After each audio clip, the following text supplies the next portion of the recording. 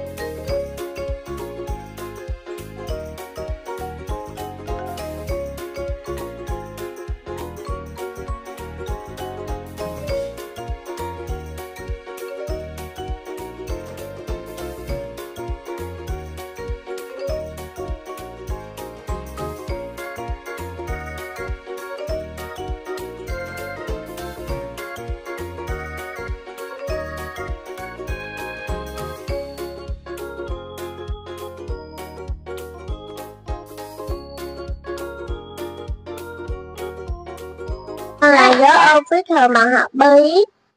Căn nhà chữ U nghiêng hoa thành hạt bé.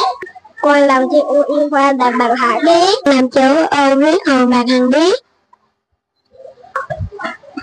Con làm chữ U, con làm chữ O yên hồn bằng nút áo.